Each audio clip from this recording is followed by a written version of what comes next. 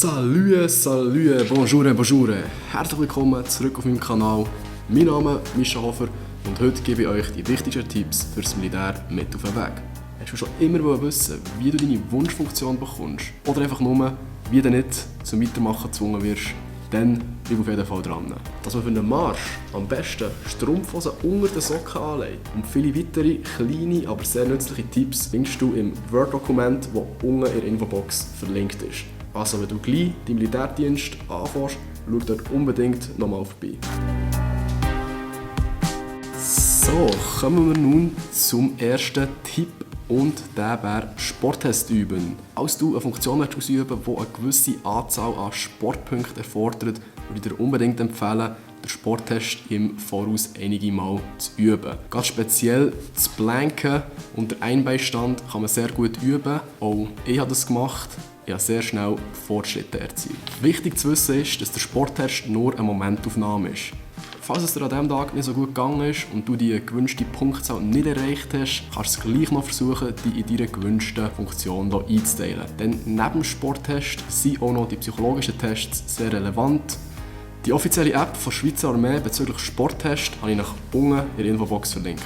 Kommen wir nun zum nächsten Tipp und der wäre, dass du dir bereits im Voraus überlegen solltest, was du genau im Militär machen willst. Weil immerhin wirst du 18 Wochen von deinem Leben dort verbringen. Gehst du also ohne klare Vorstellungen ins Abschlussgespräch oder Aushebung, wirst du vermutlich einfach irgendeinem Ort eingeteilt. Gewisse Funktionen brauchen einen Vorkurs oder als Fahrer braucht man zum Beispiel einen Führerschein. Die Voraussetzungen solltest du auf jeden Fall erfüllen, damit du in diese Funktion eingeteilt werden kannst. Kommen wir nun zum nächsten Tipp und der wäre Arbeiten während dem Militär. Versuch unbedingt während der RS in einem festen Arbeitsverhältnis zu bleiben. Weil dann ist es so, dass du nämlich meistens 80 bis sogar 100% von deinem vorherigen Lohn ausgezahlt bekommst. Achtung, der Arbeitgeber ist aber nicht dazu verpflichtet. Er kann dir auch einfach die 62 Franken pro Tag auszahlen, sprich die 1860 Franken pro Monat. Hier jetzt noch ein paar Rechenbeispiele, die dir veranschaulichen sollten, wie viel das es wirklich ausmachen kann. Ich bin von einem Durchschnittslohn von 4'500 Franken ausgegangen und interessant zu sehen, wie viel das es dann wirklich ausmacht auf die etwas mehr als 4 Monate. Kommen wir nun zum nächsten Punkt und zwar ist es wichtig, dass du im Militär den goldenen Mittelweg findest. Bist du übermotiviert, wirst du immer für alle Aufgaben ausgewählt. Bist du total unmotiviert und zeigst das auch immer, wirst nie richtig im Zug integriert sein und das Ganze macht nicht wirklich Spass. Versuch also gut mitzumachen, ohne als Fanatiker angesehen zu werden. Die Personen, die rasch extrem positiv oder auch negativ auffallen, sind zudem schneller in den Köpfen der Vorgesetzten gespeichert. Das bedeutet, dass sie dann öfters für irgendwelche Arbeiten aufgerufen werden. Dann würden wir dann auch schon zum nächsten Punkt kommen und der wäre das sogenannte Mimi. Im Militäralltag gibt es nämlich keine 100% Lösungen, sondern maximal 80% Lösungen.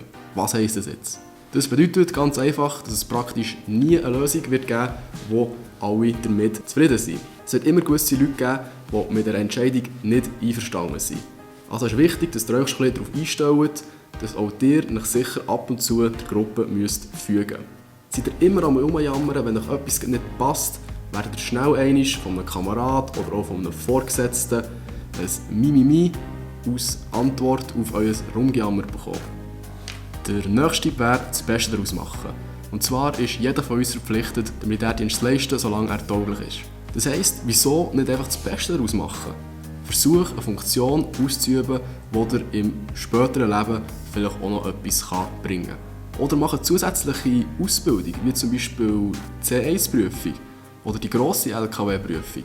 Oder auch nur so eine kleine Staplerprüfung, scheissegal was. Mach einfach irgendetwas Zusätzliches, hol irgendetwas raus, profitiere irgendetwas. Weil das Gute ist, das Militär zahlt dir das alles und im Zivilen kosten die Ausbildungen mehrere 100 bis 1000 Franken.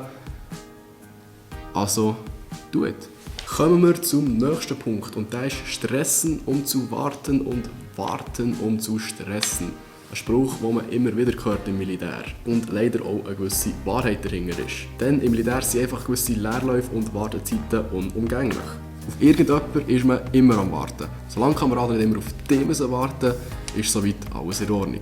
Sich über viele Wartezeiten aufgrund von mangelnder Planung zu beklagen, ist sinnlos. Denn sonst bist du nonstop am Aufregen. Begegne der Situation auch mit Humor. Versuch stets dein Lachen zu behalten. Nächster Punkt, Thema Weitermachen. Kann man zum Weitermachen gezwungen werden? Ja, kann man. Ist es sinnvoll, sich extra dumm zu stellen, damit man nicht weitermachen muss? Nein. Jeder von euch hat sich vielleicht schon mal dumm gestellt, weil er irgendwie seine Hausaufgaben vergessen hat. Für einmal geht das auch relativ gut, aber für 8 Wochen lang wird es echt schwierig. Ich selber habe die Erfahrung gemacht, da ich zum Weitermachen gezwungen wurde. In den ersten ca. 8 Wochen wird entschieden, wer weitermacht und wer nicht. Sich 8 Wochen wie ein Volltrottel zu benehmen, lohnt sich allerdings wirklich nicht. Weil früher oder später begreift jeder Vorgesetzte, ob ihr zu etwas zu gebrauchen seid oder nicht. Versuch also zum Militär aus Abwechslung zu sehen und genieße Zeit mit deinen Kameraden, ohne die künstlich zu verstellen. Wenn du wirklich nicht weitermachen willst, ist es sinnvoll, dir ein paar gute Argumente zu überlegen, die du dann im Gespräch erwähnen kannst. Welche Argumente ziehen und welche nicht. Ich habe dir hier eine kleine Liste zusammengestellt, wo du ungefähr siehst, was er gut ankommt und was er nicht. Ein Fehler, den leider immer wieder viele Rekruten machen, ist mit dem Zivildienst drohen. Das beeindruckt das Berufsmilitär allerdings gar nicht und ist für sie eher eine Kampfansage. Der nächste Tipp geht darum, dass du am meisten Freude am Militär hast, wenn du dich voll darauf einlässt, nicht zu viel hinterfragst und einfach komplett in den Film hineinkommst. Mir selber ist es nicht immer gelungen, aber je mehr du im Film bist, desto mehr Spass macht es auf jeden Fall. Für mich war das Militär wie eine 18-wöchige Reise in eine komplett andere Welt.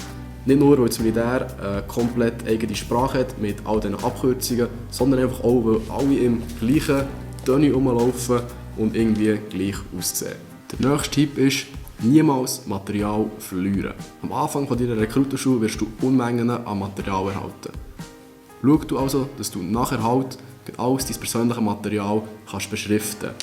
Denn es ist ja so, dass unbeschriftetes Material viel öfter geklaut oder verwechselt wird als beschriftetes. Grundsätzlich ist es so, dass wenn man etwas verliert, dann zahlt man es. Die Regel ist, alles darf kaputt gehen, solange es natürlich nicht absichtlich kaputt gemacht ist worden, aber nichts darf verloren gehen. Nehmt euch die Regeln zu Herzen und dann werdet ihr nie grosse Probleme haben bei den Materialkontrollen. Was du ganz bestimmt nicht verlieren solltest, ist dein Marschbefehl. Denn er ist einerseits dein Zugticket und andererseits dein Militärausweis. Hast du den Marschbefehl nicht mehr, kommst du nicht mehr in die Kaserne rein. Es ist mühsam, kostet Geld und Zeit, so einen neuen Marschbefehl zu erstellen. Also mein Tipp an dich, sobald du ihn erhalten hast, mach dir gerade 2-3 Kopien, dass falls du nochmal verlierst, einfach von daheim wieder einen neuen mitnehmen kannst. Der letzte Tipp wäre, Kontakt knüpfen und weiterpflegen. Denn im Militär lernst du enorm viele Leute kennen. Du triffst Menschen, die du im privaten Leben nie kennengelernt hast, weil ihr komplett unterschiedliche Interessen habt. Vergiss dabei allerdings nie, dass du von jeder Person etwas lernen kannst, auch wenn du es im ersten Moment gerade nicht erwartest. Weil jede Person hat seine Stärken und seine Schwächen. Pflege zudem die guten Kontakte auch noch nach deiner RS, denn wer weiss, wenn du einmal froh bist um ihre Hilfe. So habe auch ich einmal während dem Militär zu einem Kollegen auf Wengen Skifahren ins Hotel von seinen Eltern, was sehr nice war. Und falls euch dieser Trip interessiert, könnt ihr gerne auch noch das Video dazu anschauen. So, am Schluss noch 2-3 Worte allgemein. Wie ihr vielleicht kennt von früher, wenn ihr auf eine Prüfung gut vorbereitet, ist der Moment der Prüfung viel einfacher. So ist es auch im Militär. Wenn ihr euch also ein bisschen vorbereitet, ein bisschen informiert und vor allem ein bisschen Gedanken macht, wird der Moment der Aushebung oder vom Militärdienststart euch eindeutig einfacher fallen. Kampfstiefel vor dem Militär gut einlaufen, genug Zwischenverpflegungen mitnehmen und wenn möglich den Bart wachsen. Das und noch viele weitere Tipps für vor und während dem Militär findest du im Zusatzdokument unten in der Infobox verlinkt. Falls du den Militärdienst also gleich anfängst, schau dort unbedingt nochmal vorbei. Und falls du einen Kollegen hast, der ebenfalls gleich anfängt, schick es ihnen weiter oder tu das Video mit ihnen teilen. So, das war es mit dem Video. Ich hoffe, es hat euch gefallen und ihr habt einige Punkte mit auf den Weg nehmen können. In diesem Sinne bleibt mir nicht mehr übrig, als euch noch viel Spass im Militär zu wünschen.